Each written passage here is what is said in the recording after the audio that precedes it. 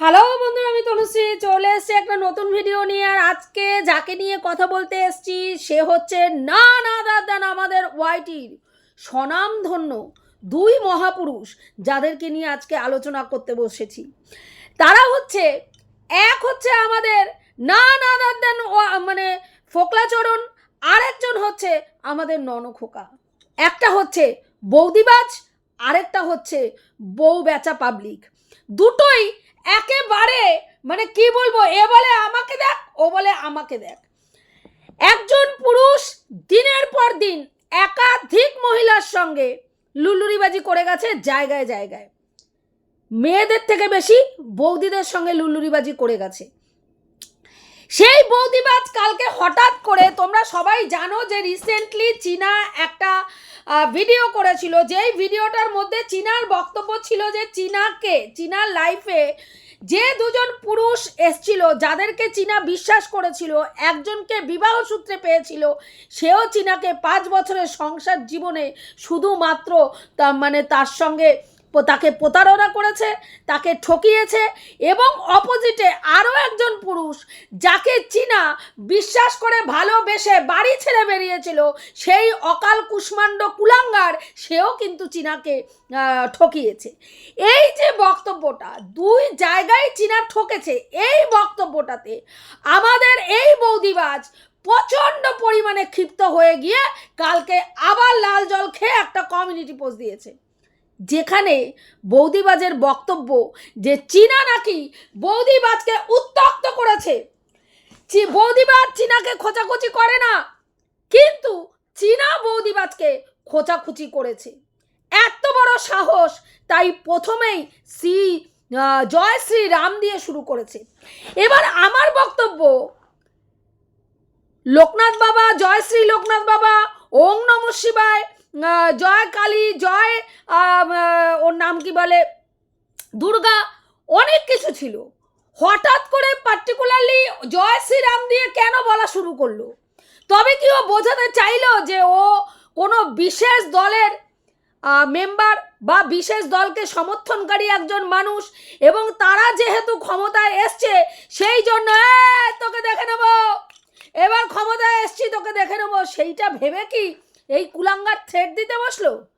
তাহলে তো আমার মনে হয় ইমিডিয়েটলি এই কুলাঙ্গারকে আইনের দ্বারস্থ করা উচিত, এবং কোনো একটি বিশেষ দলকে বদনাম করার যে চেষ্টাটা ও করছে, সেটা ওকে একেবারে যথোপযুক্ত শাস্তি দিয়ে বুঝিয়ে দেওয়া উচিত। সোশ্যাল মিডিয়ায় এই ধরনের নোংরামি করা যায় না। আজকে ও যে কমিউনিটি পোস্টটা দিয়েছে, সেই কমিউনিটি পোস্টে রীতিমতো বোঝা যাচ্ছে ও চীনাকে থ্রেট করছে। ওপেনলি সোশ্যাল মিডিয়ায় একটা মেয়েকে থ্রেট করছে। প্রথমত সেই মেয়েটাকে, একটা বিবাহিত মেয়ের সঙ্গে এই জানোয়ার কুলাঙ্গার কি করেছে, প্রথমে তার সঙ্গে গিয়ে সখ্যতা করে, তার নরম জায়গাটা খুঁজে বের করে সেখানে তাকে প্রলেপ লাগিয়ে, মাখন লাগিয়ে, ভালোবাসার স্বপ্ন দেখিয়ে মেয়েটাকে বাড়ির থেকে বের করে নিয়ে এসছে।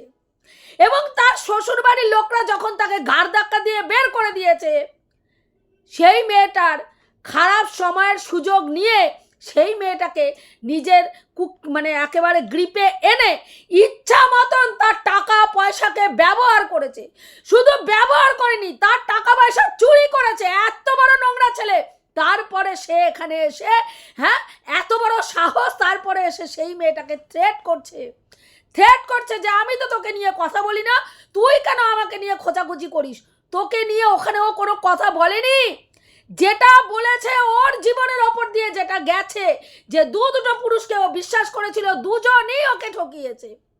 শুধু দুজনের কথা না, এর আগে আরও একজনের কথা বলেছিল, লিগাল অ্যাডভাইজার, যার ওপরেও অন্ধের মতন বিশ্বাস করেছিল, সেও কিন্তু ওকে তার মতন করে ব্যবহার করে ও টাকা পয়সা নয় ছয় করে ওকে ঠকিয়েছে। আজকে এই যে তুই এত বড় বড় কথা বলছিস, চীনার অ্যাকাউন্ট থেকে দিব্যি সুন্দরভাবে টাকা নিজের অ্যাকাউন্টে গেরিয়েছিস, ঢুকিয়েছিস, টিনার পয়সা নিজের বাড়ি করেছিস। কত বড় কুলাঙ্গার একটা, যে নিজের দৌলতে নিজের বাড়ির ইট গাঁথার পর্যন্ত সামর্থ্য নেই, সেটাও একটা মেয়েকে, একটা সংসার করা মেয়েকে তার বাড়ির থেকে বের করে নিয়ে এসে তাকে দিয়ে ব্লগিং করে তার এর টাকায়, হ্যাঁ, নিজের ঘর, নিজের বাড়ি, হ্যাঁ, ওই ভাঙা ঘর থেকে অট্টালিকা বানিয়ে আবার বড় বড় লেকচার মারছিস। কি করে লেকচার মারিস? লাজ লজ্জা তো কিচ্ছু নেই, কিচ্ছু নেই। কতগুলো মেয়ের যে জীবন এইভাবে নষ্ট করেছিস, ধ্বংস করেছিস, তার ঠিক নেই, তার ঠিক নেই। আজকে কি বলতে বসেছিস যে না, চীনা তোর মোবাইল থেকে তুই এত ইনোসেন্ট যে মনে হয় ছেঁড়া চপ্পল দিয়ে আপাদ মস্তক একেবারে রাম বাইনট, তোমার আপাদ মস্তক একেবারে দি গাটে গাটে রাম বাইনট দি, তোমার ইনোসেন্ট ভাব একেবারে জম্মের মতন যেন ঘুচে যায় মুখের মাধ্যমে। বদ বেটা ছেলে, হ্যাঁ, বজ্জাত, এখানে বদামি মেরে গেছো, আর এখানে সেই ইনোসেন্ট ফেস মারিয়ে ইনোসেন্ট দেখাচ্ছ। ইনোসেন্টই মানে তুমি কত ইনোসেন্ট সেটা প্রকাশ করছো লোককে, হ্যাঁ, তুমি করোনি কিচ্ছু। চীনা তোমার মোবাইল থেকে, আহারে ওর মোবাইলের, হ্যাঁ, কি করেছে দিয়ে ওইখানে ওই বৌদিবাজকে, মানে অন্যান্য ওর যে ফেসবুক অ্যাকাউন্ট, সেখান থেকে ঢুকে গিয়ে অন্য মহিলাদের ওর নাম করে কমেন্ট করে ওকে বদনাম করেছে। আহা, তাহলে চীনার যখন হোয়াটসঅ্যাপে, তুই যখন চীনার হোয়াটসঅ্যাপটা ব্যবহার করতিস, এই মজ্জাদা, চীনার যখন হোয়াটসঅ্যাপ তুই ব্যবহার করতিস, তখন সেই হোয়াটসঅ্যাপ থেকে অন্য বিবাহিত মহিলার মোবাইলে, হ্যাঁ, নোংরা ধরনের চ্যাট যেত কেন? সেটা তো জলজান্ত প্রমাণ। বোতল, যে বোতলকে তুই চীনার হোয়াটসঅ্যাপ থেকে নোংরাভাবে কুপ্রস্তাব দিয়েছিলিস তাকে, সে নিজে বলেছে এবং তার প্রমাণও তার কাছে রয়েছে। সে কালকের ভিডিওতেও বলেছে যে সে প্রমাণও তার কাছে রয়েছে যে তুই চীনার হোয়াটসঅ্যাপ থেকে তাকে কুপ্রস্তাব দিয়েছিলিস। কত বড় বদা বেটা তুই! তারপরে তুই এখানে বসে লেকচারবাজি মারতে বসে যে যা করবো সোশ্যাল মিডিয়ায় করবো না। এটা কি মারাচ্ছিস? এই জানোয়ার, এটা কি মারাচ্ছিস? কালকে যে কমিউনিটি পোস্টটা দিয়েছিলিস সেটা সোশ্যাল মিডিয়া না? এটা তোর বাবার বাড়ি? এটা তোর বাবার বাড়ি না তোর বেডরুম? কোনটা? এটা তোর বাবার বাড়ি না বেডরুম? হ্যাঁ, ওটা সোশ্যাল মিডিয়া নয় যে বড় বড় লেকচার মারছিস। যা হবে সোশ্যাল মিডিয়ায় নয়। 9 তারিখে আসবো, এমুক ছিড়বো তমুক ছিড়বো, তুই অনেক কিছু ছিঁড়েছিস তো এই পর্যন্ত। ছিঁড়ে আটি পাকিয়ে এখন মুম্বাইতে গিয়ে পড়েছিস, সেখানেও 1 বছরও টিকতে পারিস নি। আবার চলে আসছিস 9 তারিখে, ওর দাদার কি ছিঁড়বি, ছিঁড়ে কি আটি পাকাবি করে দেখাস, আগে করে দেখা, তারপরে বড় বড় বুকনিবাজি মারবি। অনেক বুকনিবাজি মেরেছিস। আমি মাসে এত লাখ টাকা ইনকাম করি, আমি এই ছিঁড়ি, আমি ওই ছিঁড়ি, শেষে পরের বাড়ির বউ ভাগিয়ে নিয়ে এসে তার পয়সায় বসে আয়েশ আরাম করেছিস। হ্যাঁ, বাইকের তেল, জামা কাপড়, ফুটানকিগিরি, ফ্ল্যাটে থাকা, নিজের বাড়িটা অট্টালিকা বানানো, সমস্তটা একটা মেয়ের পয়সায় করে আজকে ফুটানকিগিরি মারছিস সেখানে বসে। বললাম না, তোদের মতন নির্লজ্জ পুরুষগুলোকে না ধরে আপাদ মস্তক রাম বাইনট দেওয়া উচিত।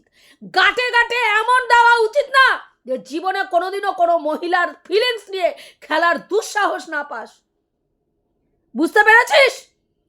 হ্যাঁ, আজকে আমার মনে হয় এই যে নোংরামিটা ও করছে, এর একটা ব্যবস্থা চীনা ইমিডিয়েট নেওয়া উচিত। যে ওপেন মিডিয়ায় এসে যেইভাবে থ্রেট করছে। এবার চলে আসি আমাদের ননখোকার গল্পে।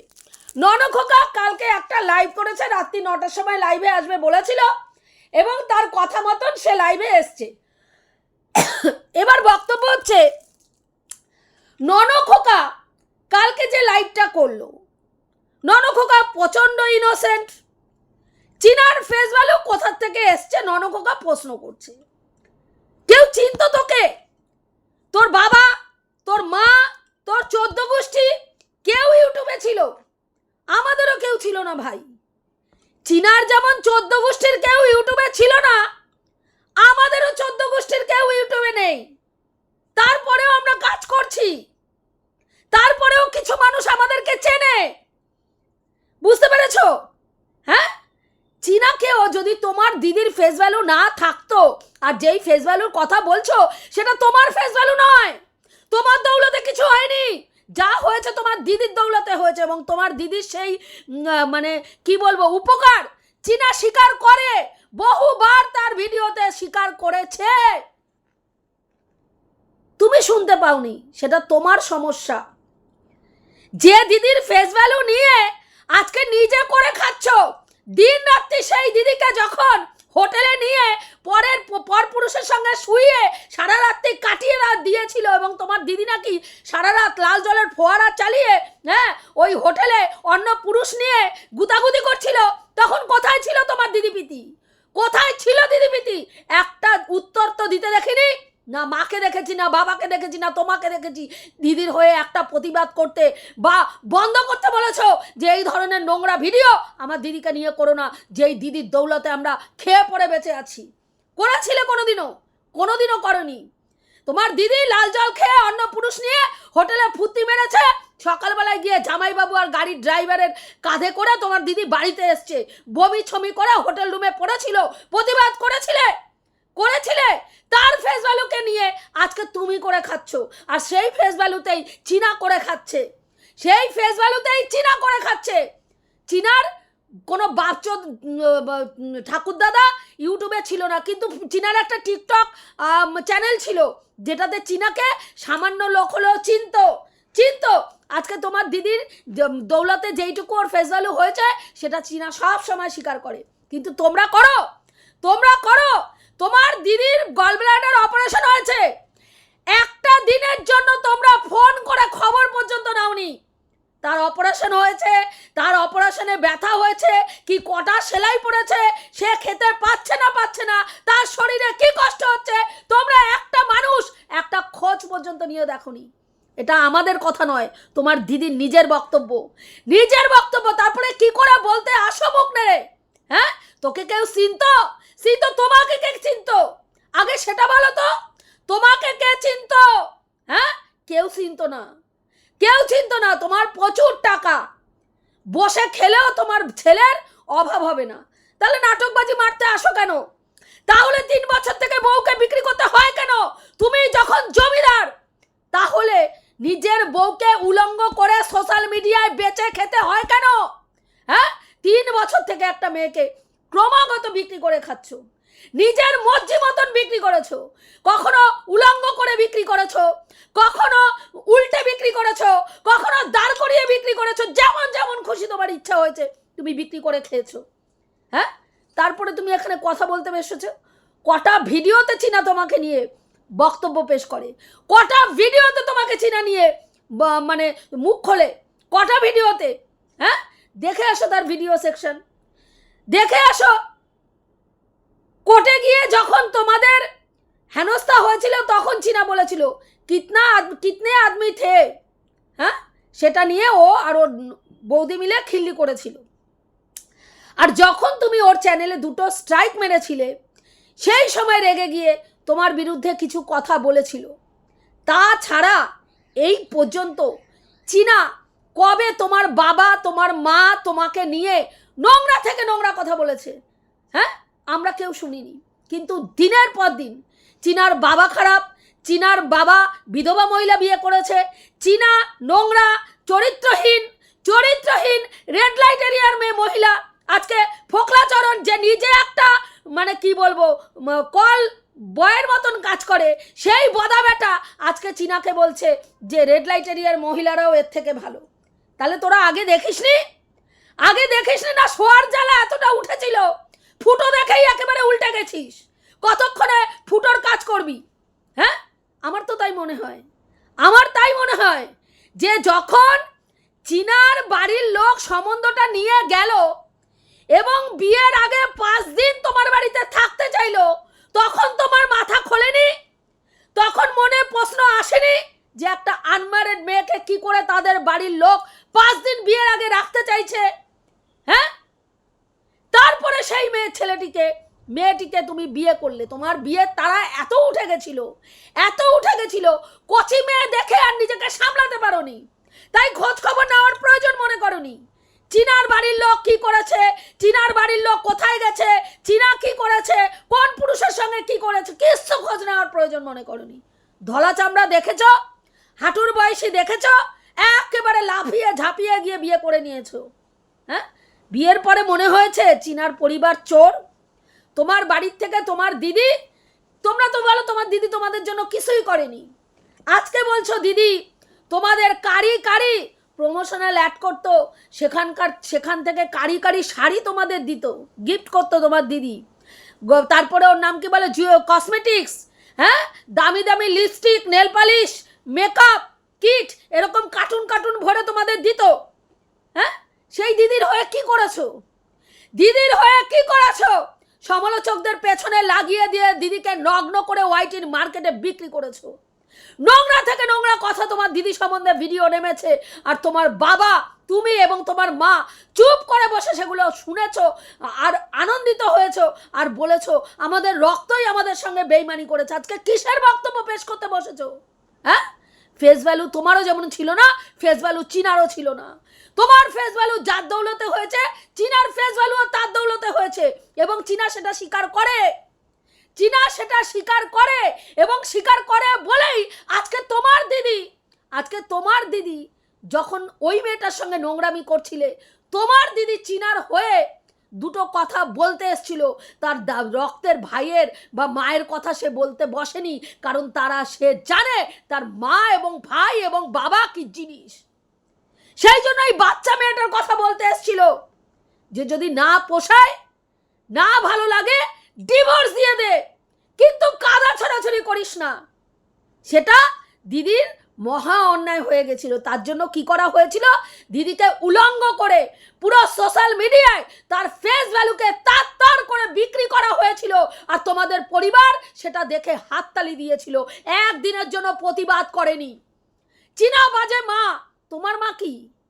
চীনা যে বাজে মা বলছো, তোমার মা কি? আগে নিজের ঘরে প্রশ্ন করো তো যে তোমার মা কি করেছে দুধের একটা বাচ্চাকে। চীনা তো 2.5 বছর পর্যন্ত বাচ্চাটার দায়িত্ব পালন করেছে, তোমার মা সেটাও করেনি। দুধের বাচ্চা, যে বাচ্চাটা দুধ ব্রেস্ট ফিডিং করতো, সেই বাচ্চাটাকে তোমার দিদিমার হাতে তুলে দিয়ে তারা তাদের দায়িত্ব এড়িয়ে গেছে, ঝেড়ে ফেলে দিয়েছে। একটা দিনের জন্য খোঁজ নেওয়ার প্রয়োজন মনে করেনি সেই মেয়েটা তার মায়ের জন্য কেঁদেছে কিনা, তার বাবার জন্য কেঁদেছে কিনা, তার বাবা মার সান্নিধ্য চেয়েছে কিনা, তার ছোট ভাইকে মিস করেছে কিনা, একদিনের জন্য তোমার পরিবার জানতে চাইনি। কিসের জন্য এই কথাগুলো বলতে বসেছে আজকে তোমার দিদিকে নিয়ে?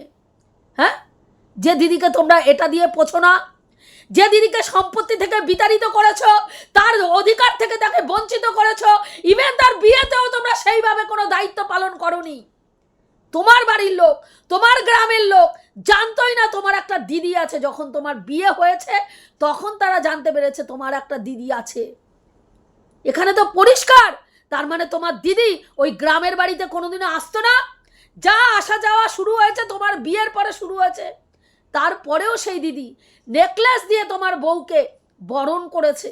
হ্যাঁ, তারপরেও সেই দিদি তোমার বউকে মানে সেরকম পরিমাণে ভালোবাসা দিয়েছে, এবং আজও বোধহয় আমরা দেখেছি ননদ বৌদির মধ্যে ফাটল ধরেনি, ফাটল ধরেছিল ভাই বোনের মধ্যে। ভাই বোনের মধ্যে দিনের পর দিন মেয়েটাকে তোমরা মানে ইউজ করে গেছো। আজকে বলতে বসেছো তোর বাপ 14 গোষ্ঠীর মধ্যে কার ছিল, কার ইউটিউব ছিল? হ্যাঁ, আজকে যদি তোমার দিদির ফেস ভ্যালুটা না থাকতো তাহলেও চিনে দাঁড়াতো, হয়তো টাইম লাগতো, হয়তো সময় লাগতো। আজকে তো তুমি তার দৌলতে ফেস ভ্যালুতে দাঁড়িয়েছো, তুমি কিছু করতে পারছো না কেন? তুমি তোমার দিদির ফেস ভ্যালু ইউজ করে দাঁড়িয়েছো, চীনাও দাঁড়িয়েছে। আজকে চীনা ভিউজ কামাতে পারছে, তুমি পারছো না কেন? চীনা থাকতে যেই ভিউজটা ইউজ করো মানে তুমি পেয়েছো, আজকে তুমি সেই ভিউজটাও পাচ্ছ না কেন? প্রশ্ন চিহ্ন আসে না নিজের মনে? আসে না? তুমি যখন এত বড় জমিদার, হ্যাঁ, তুমি এই ছিড়বে, তুমি ওই ছিড়বে, তুমি অমুক তোর করবে, তমুক করবে, করতে পারছো না কেন? প্রতিদিন তোমাকে বাচ্চা নিয়ে এসে কাঁদতে হয় কেন? যে বাচ্চার খরচা চালাতে পারছো না, বাচ্চার এই করতে পারছো না, বাচ্চাকে ভালো স্কুলে পড়াতে পারছো না, কারণ তোমার ক্ষমতা নেই। যখন মানুষ বলেছে বাচ্চাটাকে একটা ভালো স্কুলে দাও, তুমি হাত তুলে বলেছো আমার মুরদ নেই, আমি বাচ্চাকে ভালো স্কুলে পড়াতে পারবো না, আমার সেই ইনকাম নেই। লজ্জা করে না বলতে? আজকে লজ্জা করে না বলতে যে আমি জমিদার, আমার যা আছে আমার বাচ্চা খেয়ে পড়ে ভালোভাবে থাকতে পারবে? তাই যদি পারবে তাহলে কেন পারলে না ভালো বাবা হয়ে বাচ্চাটাকে ভালো পারভারিশ দিতে? কেন পারলে না বাচ্চাটাকে ভালো স্কুলে ভর্তি করতে? কেন পারলে না ঠিকভাবে দায়িত্ব পালন করে নিজের স্ত্রীকে নিজের কাছে রাখতে? কেন? সে মেয়েটা তোমার বাড়িতে এসে বেকার খায়নি, রীতিমতন ইনকাম করেছে, তবে গিয়ে সে দুটো খেয়েছে। হ্যাঁ, আজকে তুমি চিনার দাদাকে বেকার বলছো, চিনার দাদা কিছু করে না, হ্যাঁ কিছু করে না, বিয়ে করেছে, তুমিও তো বেকারই, প্রায় বেকার অবস্থাতেই বিয়ে করেছে। যেই টাকাটা রোজগার করতো ওটাকে রোজগার বলে না, ওটাকে রোজগার বলে না।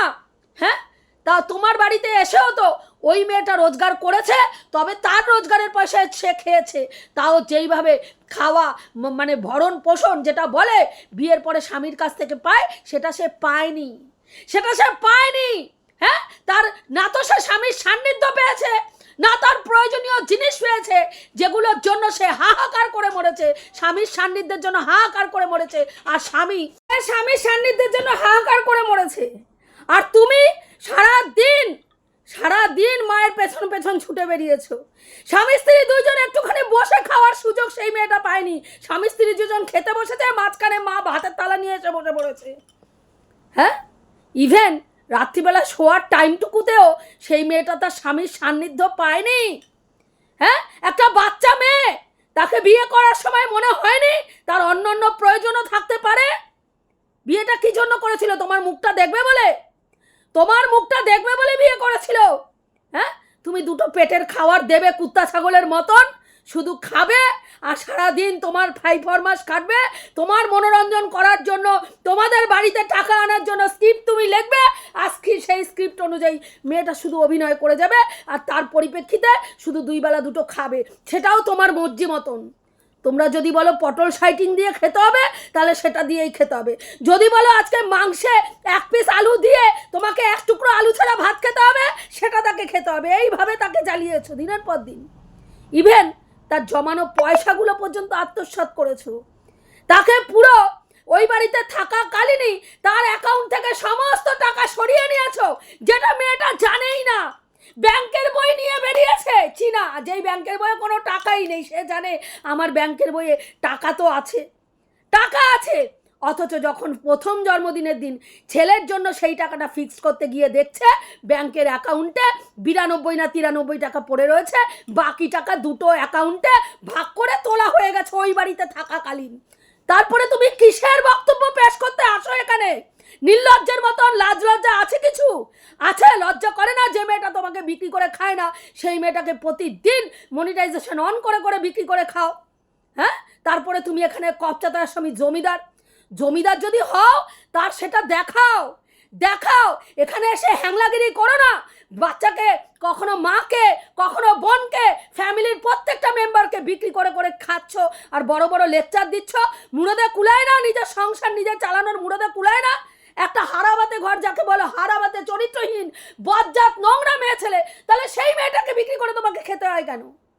চীনা বলেছে ওর পেছন ছাড়ছো না, ভুল বলেছে কিছু ভুল বলেছে, সত্যিই তো পেছন ছাড়ছো না। হ্যাঁ, বিগত 3 বছর থেকে আমরা দেখে যাচ্ছি চীনা তোমাকে নিয়ে কিছু বলুক না বলুক, চীনাকে উদ্দেশ্য করে, চীনাকে ঠুকে, চীনার পরিবারকে ঠুকে প্রতিদিন তোমাকে কন্টেন্ট বানাতে হয়, প্রতিদিন তোমাকে মন কি বাত বলতে হয়, তবে গিয়ে তোমার ভিডিওতে কেউ গিয়ে মুখ দেখায়, নচেত তোমার ভিডিওতে কোনো ভিউজ নেই। লজ্জা করে না? লজ্জা হওয়া উচিত। তোমার লজ্জা করে না, কিন্তু তোমাকে দেখে আমাদের লজ্জা হয়। ভাবি যে এতটা নির্লজ্জ পুরুষ, দুটো নির্লজ্জ বেহায়া পুরুষ কি করে দাঁত কালাতে সোসাইটিতে মুখ দেখায়, আর কি করে দাঁত কালাতে ইউটিউবে এসে বক্তব্য পেশ করে, সেটা দেখি আর ভাবি যে সত্যি লজ্জা শরম সব বেঁচে খেয়ে এসছো। এটুকুই বলার ছিল বন্ধুরা, রাখছি। দেখা হবে নেক্সট ভিডিওতে। প্রত্যেকে ভালো থেকো, তনুশ্রীদির পাশে থেকো। যেই কথাগুলো বললাম ঠিক বললাম না ভুল বললাম, অতি অবশ্যই কমেন্ট করে জানিও।